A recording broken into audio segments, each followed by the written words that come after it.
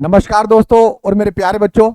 भाई स्वागत है फिर से आपका विकास शाला के YouTube चैनल पे। तो बच्चों, उम्मीद करता हूं कि आपने पॉलिटिकल साइंस के first chapter the cold war era, शीत युद्ध के दौर की स्टार्टिंग के जो दो पार्ट्स बनाए गए हैं विकास शाला के चैनल पे, वो आपने देख लिए होंगे। उन दोनों पार्ट्स में मैंने आपको फर्स्ट चैप्टर के 20 इंपॉर्टेंट क्वेश्चन पूरे के पूरे कॉन्सेप्ट के साथ समझाए हैं।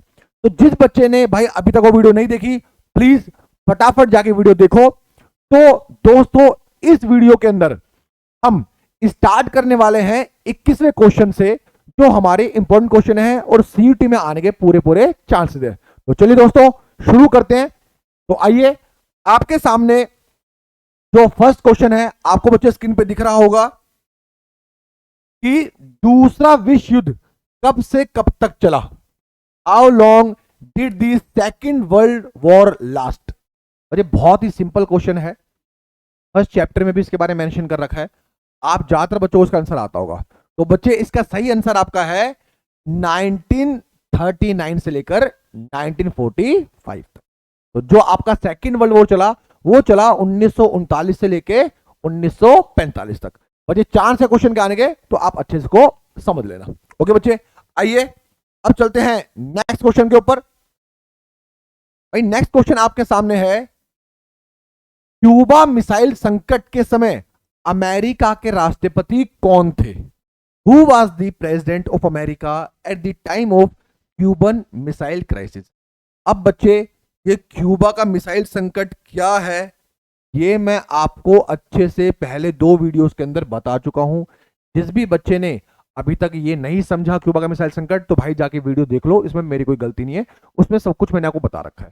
तो क्वेश्चन है कि जिस टाइम क्यूबा का मिसाइल संकट चल रहा था पूरी दुनिया के अंदर और पूरी दुनिया डरी पड़ी थी, उस टाइम अमेरिका के राष्ट्रपति कौन थे, अमेरिका के प्रेसिडेंट कौन थे। तो बच्चे, इसका सही आंसर होगा आपका जॉन एफ कैनेडी। ओके, तो जॉन एफ कैनेडी उस समय अमेरिका के प्रेसिडेंट थे, अमेरिका के राष्ट्रपति।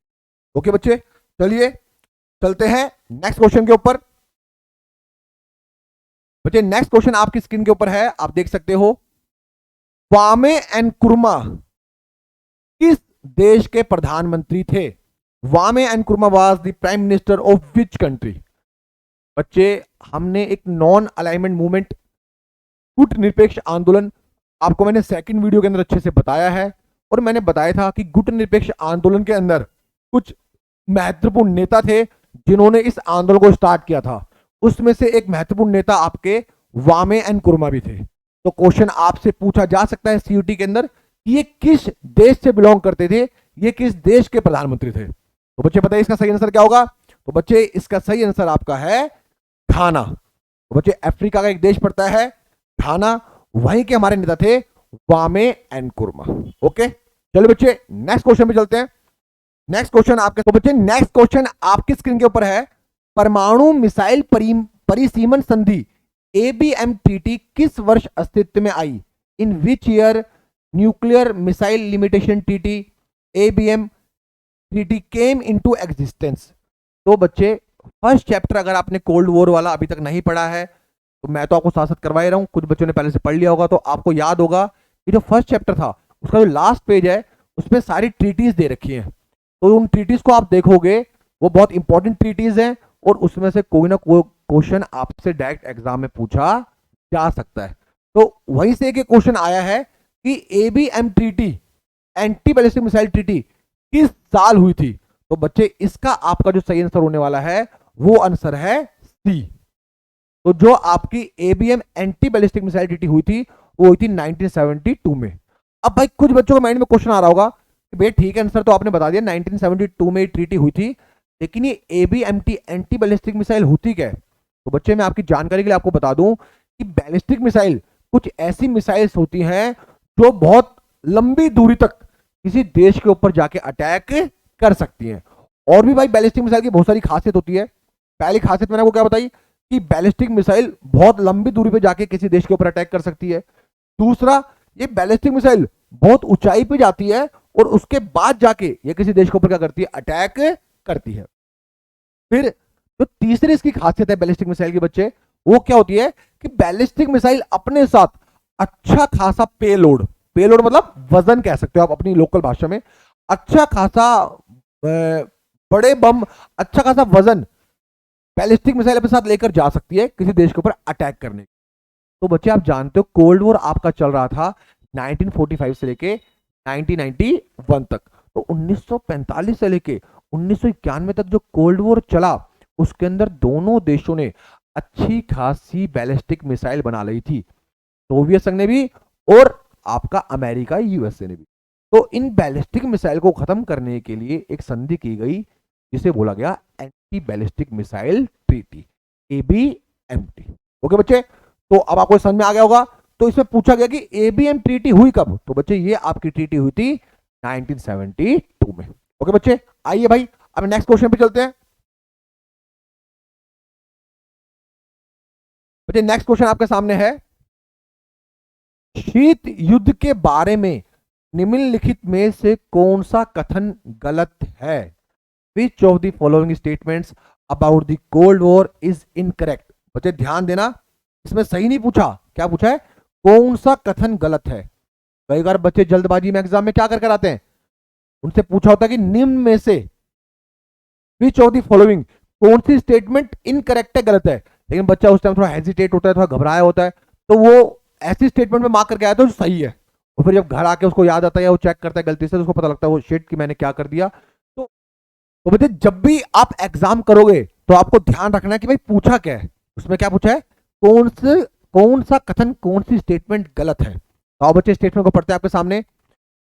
जो कोल्ड वॉर है उसको लेके, यह संयुक्त राज्य अमेरिका, सोवियत संघ और उनके साथी देशों के बीच एक प्रतिस्पर्धा थी, एक कंपटीशन था। वहां यार ये तो हमने पढ़ा, जो कोल्ड वॉर चल रहा था उसके अंदर यूएसएसआर और यूएसए अमेरिका बीच में क्या चल रहा था, कॉम्पिटिशन चल रहा था। तो भाई ये स्टेटमेंट तो सही है, तो मतलब ये तो फिर गलत नहीं हो सकती। अब नेक्स्ट स्टेटमेंट पढ़ते हैं भाई। अब यह महाशक्तियों के बीच विचारधाराओं को लेकर एक युद्ध था।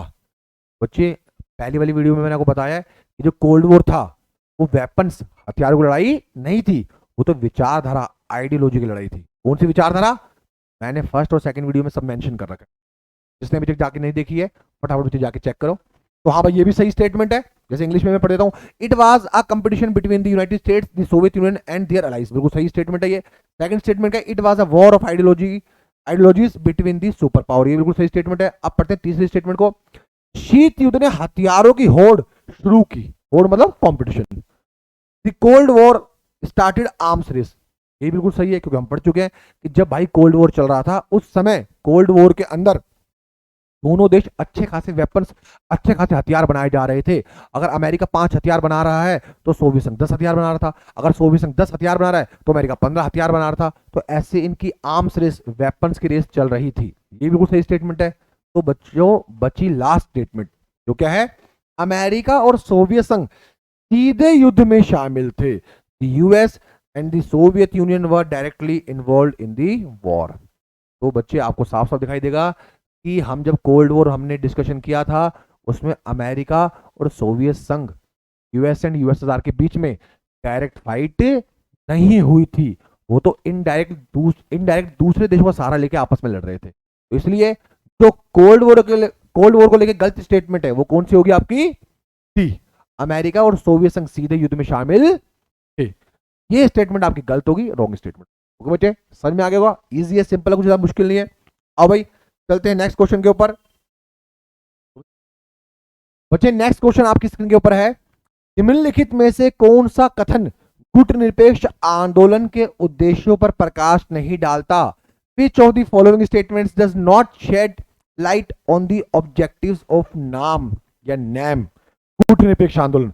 बच्चे गुटनिरपेक्ष आंदोलन भी आपको मैं फर्स्ट और सेकंड पार्ट में सब कुछ बता चुका हूं। तो जो गुटनिरपेक्ष आंदोलन था, दोनों गुटों से, दोनों ब्लॉक से अलग रहने का आंदोलन। ना तो हम यूएसए में जाके मिलेंगे और ना ही यूएसएसआर के ग्रुप में जाके मिलेंगे, दोनों ग्रुप से अलग रहेंगे। वही आपको क्या था, गुटनिरपेक्ष आंदोलन। तो इसमें पूछा गया है कि कौन सा ऐसा उद्देश्य है जो गुटनिरपेक्ष आंदोलन पर प्रकाश नहीं डालता। सिंपल भाषा में ये जो गोल्स दे रखे हैं इसमें से कौन सा गोल, कौन सा ऑब्जेक्टिव नॉन अलाइनमेंट नैम का ऑब्जेक्टिव नहीं है। तो आओ बच्चे एक बार रीड करते हैं भाई, देखते हैं कौन कौन से ऑब्जेक्टिव है। सबसे पहला, उपनिवेशवाद से मुक्त हुए देशों को स्वतंत्र नीति अपनाने में समर्थ बनाना। भाई ये पॉइंट तो बिल्कुल ठीक है, क्योंकि ये तो था नॉन अलाइनमेंट का ऑब्जेक्टिव कि जो जो उपनिवेशवाद, मैंने बताया था आपको वीडियो के अंदर, कि जो जो गुलाम देश थे, जो भी आजाद हुए थे, वो खुद इंडिपेंडेंटली अपना डिसीजन ले सके, अपनी फॉरेन पॉलिसी अपना सके। तो भाई ये तो उद्देश्य था किसका? गुटनिरपेक्ष का। To enable countries freed from colonialism to adopt independent policies. तो बच्चे ये इसका उद्देश्य था, तो ये तो इसके अंदर होगा, ये तो इसका आंसर नहीं हुआ। फिर सेकंड पॉइंट, किसी भी सैनिक संगठन में शामिल होने से इनकार करना, refusal to join any military organisation. तो बच्चे नॉन अलाइनमेंट मूवमेंट का ये भी हम जानते हैं ऑब्जेक्टिव था कि वो किसी भी मिलिट्री ऑर्गेनाइजेशन में, तो दो मिलिट्री ऑर्गेनाइजेशन कोल्ड वॉर में चल रही थी, एक नेटो जो अमेरिका की थी और दूसरी वॉर्सा पैक्ट जो सोवियत संघ यूएसएसआर की थी। तो किसी भी सैनिक संगठन में, किसी भी मिलिट्री ऑर्गेनाइजेशन में नॉन अलाइनमेंट मूवमेंट गुट निरपेक्ष आंदोलन के देश नहीं मिलना चाहते थे। तो ये भी होगा इसका, तो इसका ये तो आंसर नहीं है इसका, ये भी पॉइंट इसमें आएगा। उसके बाद तीसरा, वैश्विक मामलों में तटस्थता की नीति अपनाना। बच्चे इस पॉइंट पे ध्यान देना, वैश्विक मामलों में तटस्थता की नीति अपनाना। तो बच्चे यहां पर एक वर्ड आया है तटस्थता, और इंग्लिश में क्या बोल रखा है इसको? Adopting a policy of neutrality. क्या कह रखा है? Neutrality in global affairs.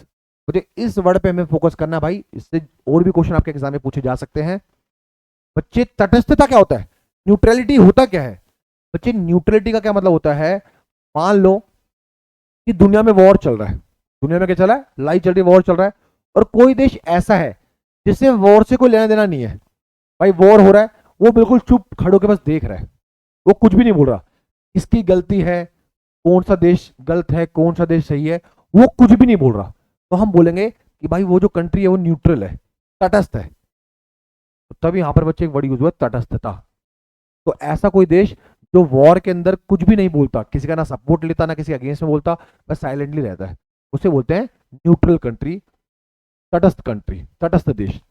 तो ये यहां पर बोला गया है जो गुटनिरपेक्ष नॉन अलाइनमेंट की जो कंट्रीज थी, क्या वो तटस्थ, उन्होंने तटस्थता की नीति अपनाई? क्या उन्होंने न्यूट्रलिटी की नीति अपनाई?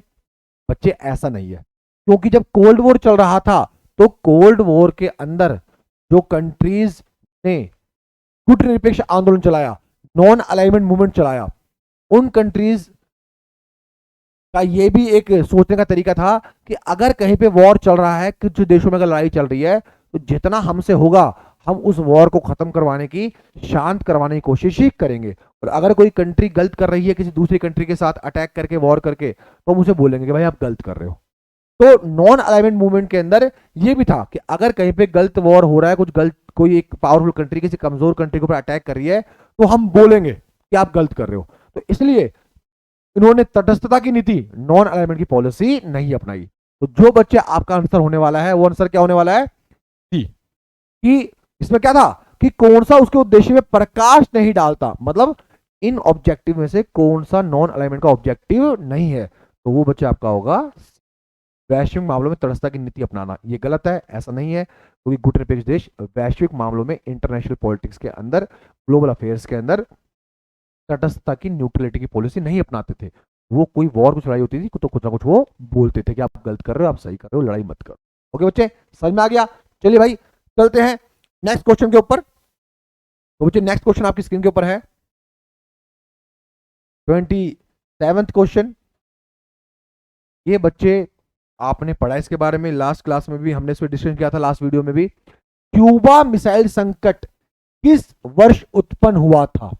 इन which year did the Cuban missile crisis occur? तो बच्चे क्यूबा मिसाइल संकट के बारे में सेकंड पार्ट के अंदर बहुत अच्छे से मैं डीपली बता चुका हूं, फटाफट जाके देख लेना भाई जिन्होंने जाके नहीं देखी है। तो ये जो क्यूबा का मिसाइल संकट था, ये हुआ किस साल था, ये किस वर्ष हुआ था, वो बच्चे हमें इसके अंदर बताना है। तो इसका सही आंसर होगा आपका 1962। तो जो क्यूबा का मिसाइल संकट था बच्चे, वो दुनिया में कब हुआ? 1962 के टाइम पे, 1962 के टाइम पे। किस टाइम की बात चल रही है? जब चाइना ने इंडिया के ऊपर अटैक किया था, कुछ आपको याद आ रहा होगा। ओके बच्चे, आइए भाई चलते हैं नेक्स्ट क्वेश्चन के ऊपर। नेक्स्ट क्वेश्चन आपके सामने है बर्लिन की दीवार कब खड़ी की गई? When was the Berlin wall erected? तो बच्चे बर्लिन की वॉल आपको याद होगा, एक देश जर्मनी, हिटलर वाला देश, जो बताया था मैंने आपको वीडियोस के अंदर। तो वहां पर मैंने आपको बताया था कि जब कोल्ड वॉर चल रहा था तो उस टाइम बर्लिन के अंदर जो जर्मनी की कैपिटल थी वहां पर एक 150 किलोमीटर लंबी एक वॉल खींच दी गई थी, एक वॉल बना दी गई थी। जर्मनी को दो पार्ट में डिवाइड कर दिया गया था। ये बर्लिन की दीवार बनी कब थी, ये किस साल बनी थी, वो बच्चे इसके अंदर पूछा गया है। ठीक है, इसका आपका करेक्ट आंसर होने वाला है ए, 1961। तो 1961 में बच्चे आपकी जर्मनी की राजधानी बर्लिन के अंदर, जर्मनी की कैपिटल बर्लिन के अंदर हमने एक 150 किलोमीटर की लंबी दीवार खींच दी गई थी। तो ये कब बनी थी? 1961 के अंदर। ओके बच्चे, समझ में आ गया? सिंपल। आइए भाई नेक्स्ट क्वेश्चन के ऊपर। तो नेक्स्ट क्वेश्चन आपके सामने है, वारसा संधि कब हुई? When did the Warsaw pact take place? तो बच्चे वारसा संधि आपको भाई पता होगा, मैंने बताया था जब कोल्ड वॉर चल रहा था तो कोल्ड वॉर के अंदर यूएसए और यूएसएसआर ने अपनी मिलिट्री ऑर्गेनाइजेशन, अपने सैनिक संगठन बना लिए थे। जो अमेरिका ने सैनिक संगठन बनाया था यूएसए ने, उसका नाम था NATO, North Atlantic Treaty Organisation, मैंने वीडियो में बता रखा है। और जो सोवियत संघ ने सैनिक संगठन मिलिट्री ऑर्गेनाइजेशन बनाई थी बच्चे, उसका नाम था आपका वारसा पैक्ट। क्या नाम था? वारसा पैक्ट। ये यूएसएसआर की मिलिट्री ऑर्गेनाइजेशन थी, मिलिट्री संगठन था, सैनिक संगठन था। तो ये संगठन बना कब, ये किस साल बना? बच्चे इंपॉर्टेंट क्वेश्चन है, आपसे पूछा जा सकता है सीटी के अंदर। तो बच्चे इसका करेक्ट आंसर होगा 1955। तो जो आपका वारसा पैक्ट हुआ बच्चे वो कब हुआ? 1955 के अंदर। चलिए बच्चे नेक्स्ट क्वेश्चन पे चलते हैं भाई। नेक्स्ट क्वेश्चन आपके सामने है 30 क्वेश्चन, 30वां क्वेश्चन, गुटनिरपेक्ष आंदोलन का प्रथम सम्मेलन कहां संपन्न हुआ था? बच्चे वेरी वेरी इंपॉर्टेंट क्वेश्चन है, एग्जाम में आपसे पूछा जा सकता है। जो नॉन अलाइनमेंट मूवमेंट था, ये मूवमेंट क्या था भाई, मैं अच्छे से बता चुका हूं, पहले वाली वीडियोस देख लेना। तो ये जो गुटनिरपेक्ष आंदोलन था, इसका सबसे पहली कॉन्फ्रेंस, सबसे पहला सम्मेलन, पहली मीटिंग इसकी हुई कहां पे थी? तो भाई क्या इसकी डेट है? नहीं, कहां पर, क्या पूछा गया? डेट नहीं पूछी गई, कहां पर हुआ था, किस जगह पर हुआ था। ओके बच्चे, where was the first conference of the non align movement held? तो बच्चे इसका जो सही आंसर आपका होने वाला है वो आपका है नई दिल्ली, नहीं, जिनेवा, नो, बेलग्रेड, यस।